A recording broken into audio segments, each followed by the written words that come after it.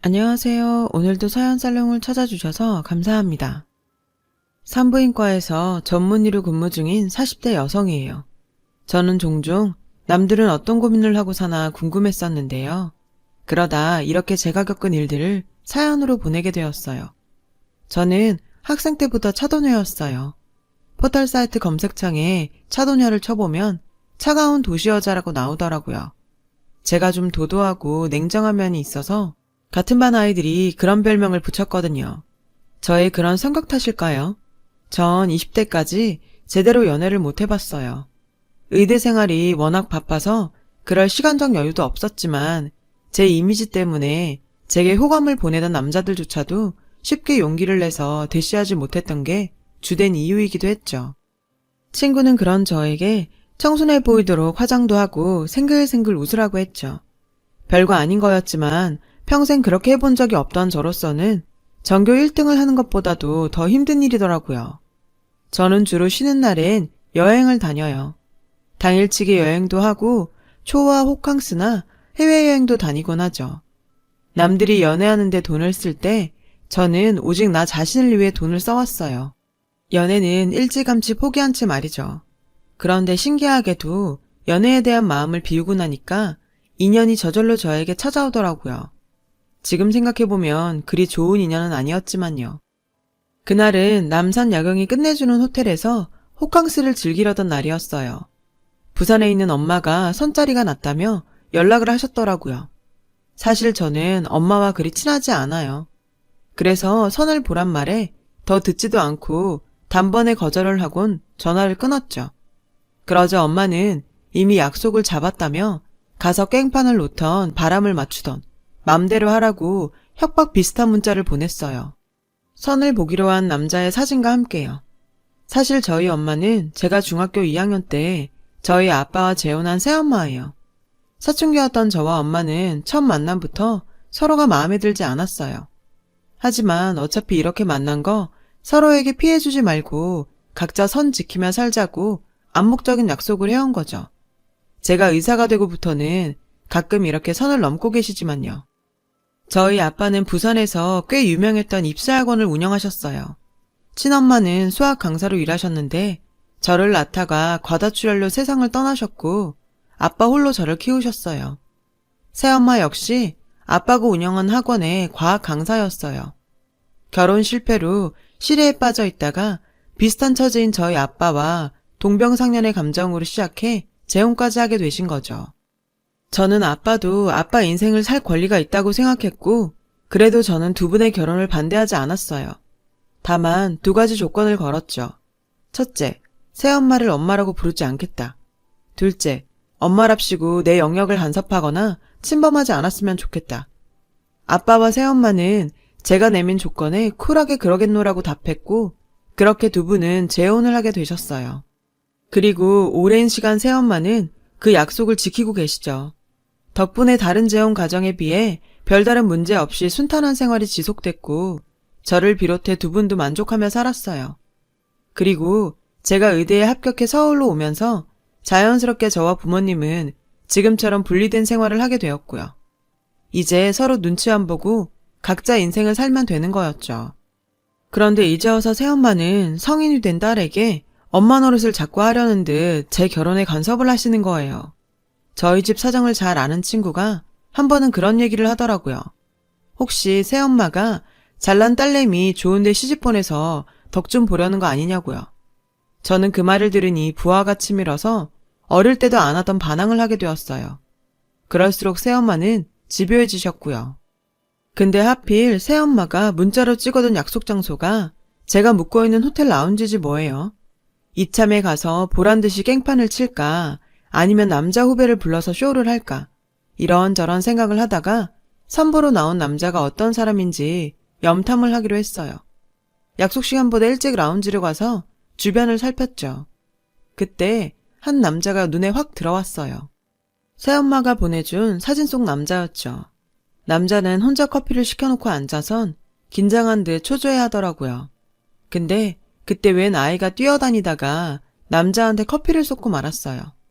나온 지 얼마 안 된 뜨거운 커피가 남자의 바지 위로 쏟아졌고 남자는 자리에서 벌떡 일어났죠. 그 모습에 놀란 아이는 겁이 났는지 울음을 터뜨렸어요. 그러자 남자는 아이를 달래며 괜찮다고 머리를 쓰다듬어 주더라고요. 덕분에 아이는 울음을 그쳤고 제 부모가 있는 자리로 돌아갔죠. 그 모습에 왠지 마음이 흔들렸어요. 괜찮은 사람 같다는 생각이 들더라고요. 새엄마가 소개해준 사람이라서 내가 색안경을 쓰고 봤던 게 아닐까 하고 반성도 하게 됐고요. 그 길로 객실로 가서 옷을 갈아입었어요. 그리고는 마치 처음 라운지에 도착한 것처럼 남자가 있는 테이블로 갔어요. 늦어서 미안하다고 하고는 자리에 앉았죠. 남자는 제가 민망해할까봐 자기도 방금 왔다고 말해주더군요. 저는 능청스럽게 다 쏟아진 남자의 커피를 가리켰어요. 제가 서는 처음이라 긴장이 돼서 원샷으로 마셔버렸어요. 그 모습에 저는 마음을 열어버렸어요. 늘 긴장된 생활을 해야 하는 저로서는 포근하고 마음 씀씀이가 넓은 이 남자가 결혼 상대로 딱이라는 생각이 들었어요. 솔직히 연애 경험이 없어서 다른 남자들과 비교할 순 없었지만요. 남자는 꽤 돈이 많은 집의 장남이었어요. 직업도 공무원이라 나쁘지 않았고 무엇보다 애교도 없고 차가운 저에게 따뜻하고 다정하게 대해주었죠. 그로 인해 저에게 변화가 생겼고요. 남자와 본격적으로 사귀기 시작하면서 주변 사람들한테 예뻐졌다는 말을 많이 듣게 되었어요.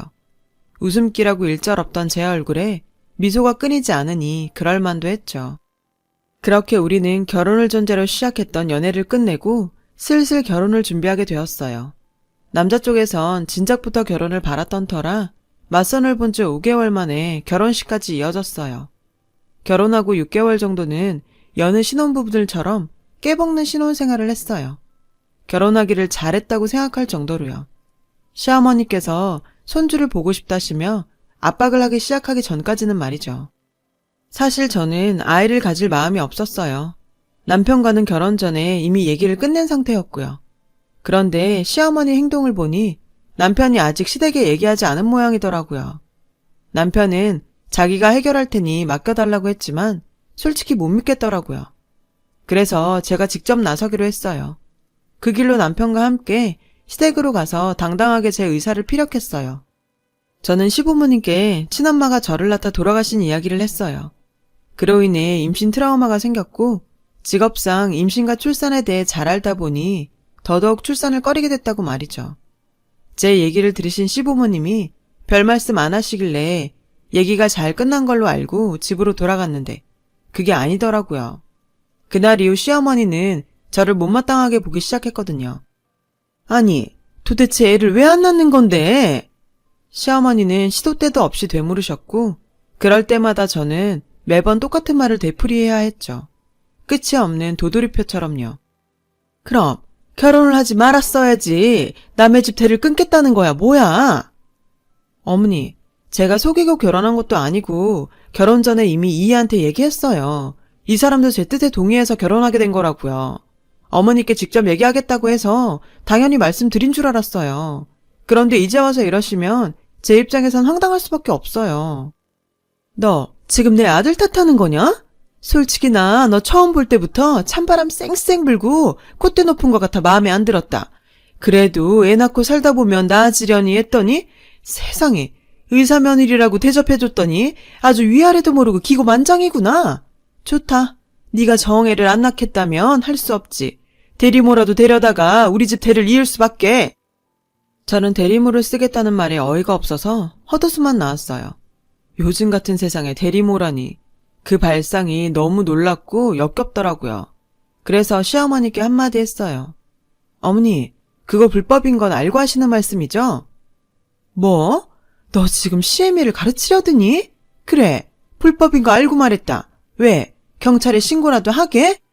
아무리 계몸 밑에서 컸다지만 할 말 안 할 말이 있는 거지. 의사면 뭐해? 대먹지 못한 게 싸가지까지 없는데. 그러고도 니네 부모님은 네가 의사라고 좋으시다니?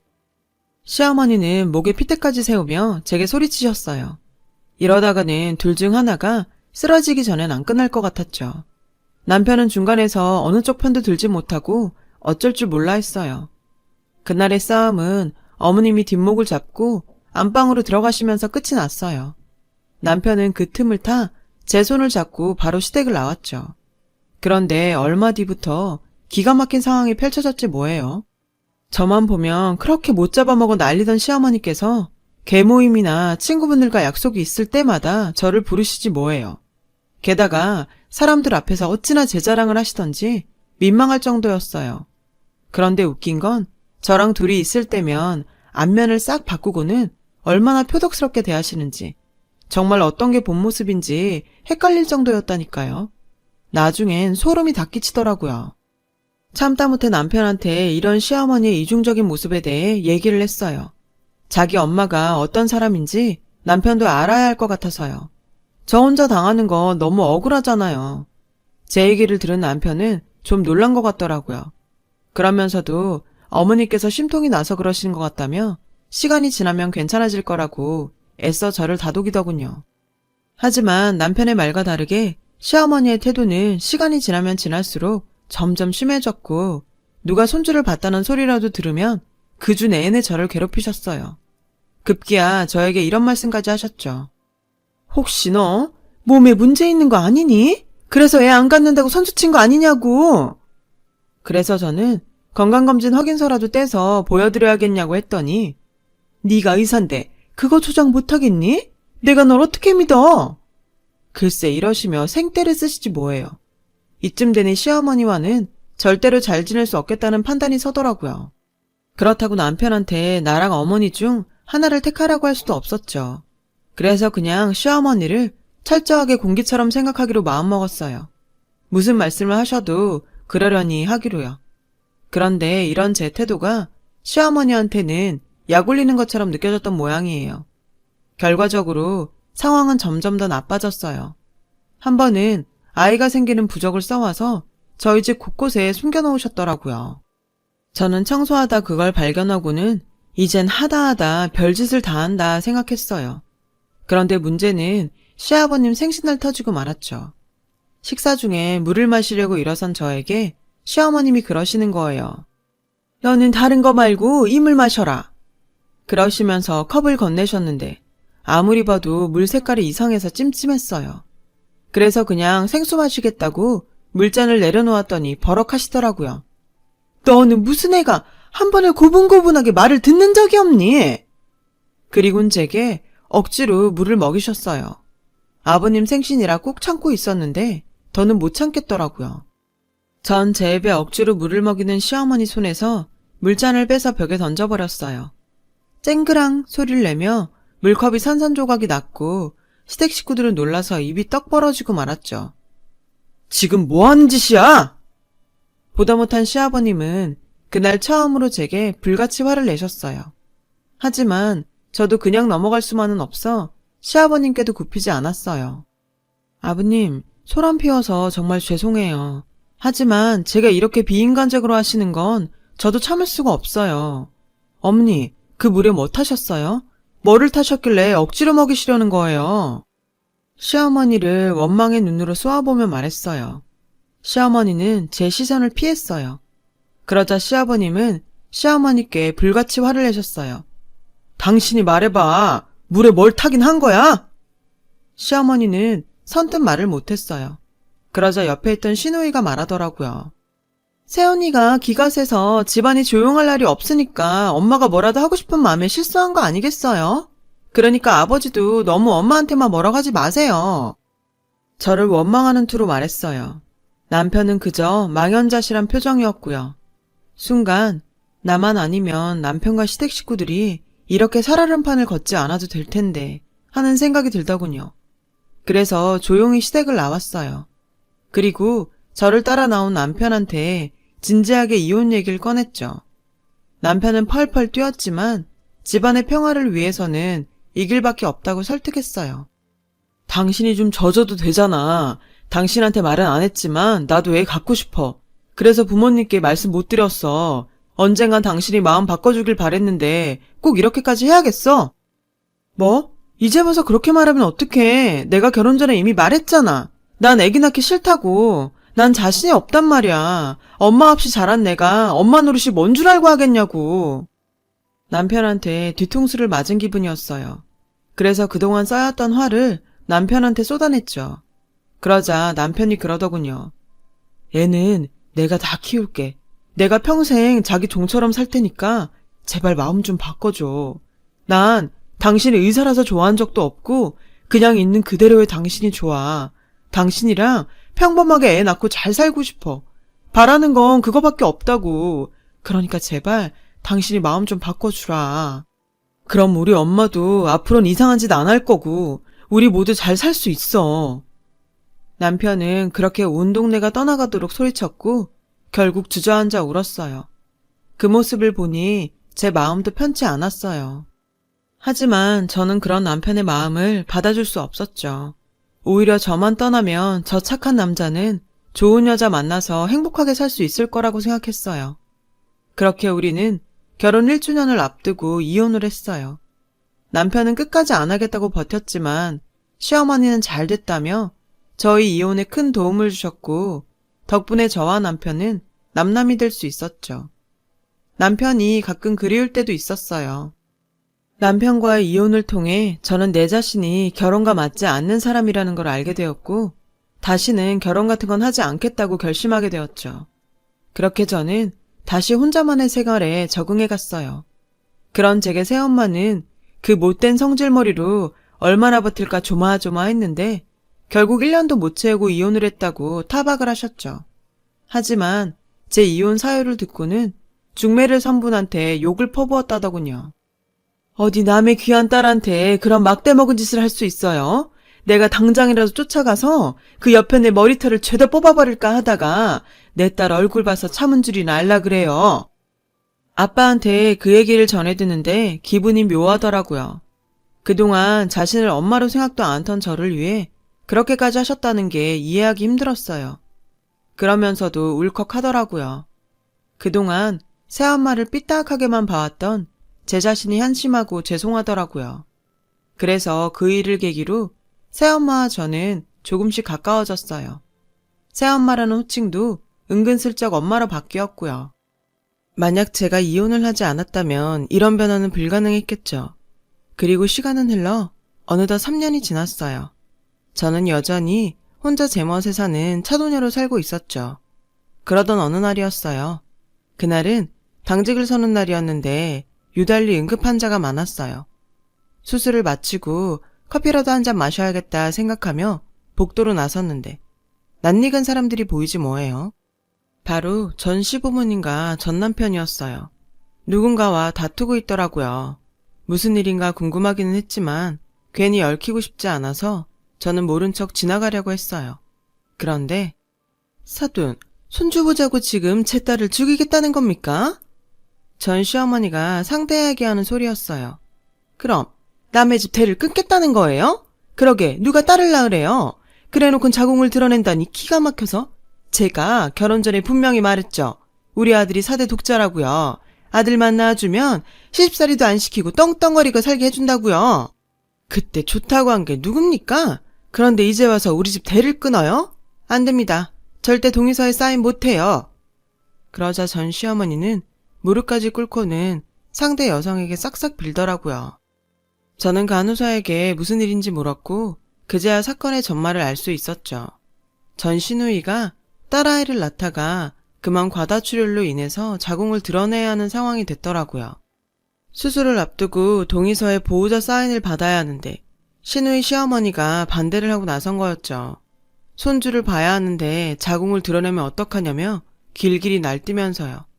딸아이 목숨이 달린 상황에 손주 볼 생각만 하는 사돈 앞에서 전 시어머니는 동의서에 사인 좀 해달라고 애걸복걸을 하고 있었고요. 아무리 끝난 사야라지만 저도 모르게 화가 치밀더라고요. 이보세요 아줌마. 지금 이러는 사이에 환자가 죽을 수도 있어요. 생기지도 않은 손주 얻겠다고 며느리를 죽일 셈이냐고요. 그러다 며느님이 죽으면 그깟 자궁이 무슨 소용이에요. 그리고 거기 남편분, 당신은 도대체 뭐하는 사람입니까? 아내가 죽어가는데 먼 산 바라보듯 하고 있을 거예요? 이럴 거면 당장 이혼하고 새장가 가요. 이대로 마누라 죽이고 새장가 가나. 자궁 없는 마누라랑 이혼하고 새장가 가나. 당신한텐 똑같은 거잖아. 자기 아내도 못 지키는 주제에 무슨 대를 잇는다고 이 난리야. 당신 살인 방조로 고소하기 전에 당장 사인해. 전 흥분해서 동의서를 시누이 남편한테 들이밀었어요. 그러자 겁에 질려 사인을 하더군요.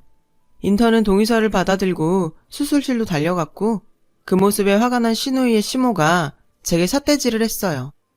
의사면 다야? 어디 환자 보호자한테 협박질이야. 뭐? 살인방조? 당신 정말 우리랑 해보자는 거야, 뭐야? 제가 한마디 하려는 그 순간 누군가 제 앞으로 나섰어요. 전 시어머니였죠. 당신이야말로 우리랑 해보자는 거야? 사경을 헤매는 며느리 앞에서 대의을 걱정부터 하는 게 인간이 할 짓이야? 그래놓고 어디 감히 남의 며느리한테 삿대질이야.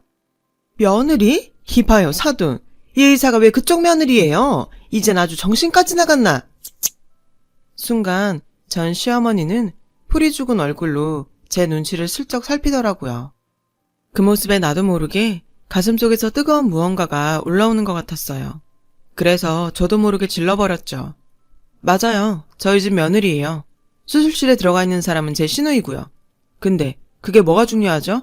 저는 지금 당신들 앞에 의사로 서 있는 거예요. 환자의 목숨을 구할 의무가 있고 이를 방해하는 사람한테는 무슨 짓이든 할 겁니다. 그러니까 경찰에 끌려가고 싶지 않으면 입 다물고 당신 며느리가 무사하길 바라는 게 좋을 거예요.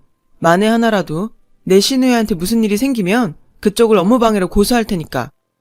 저는 복도가 쩌렁쩌렁 울리도록 소리를 쳤고 저희 그런 모습이 처음이었던 병원 식구들은 다들 벙찐 표정이 됐어요.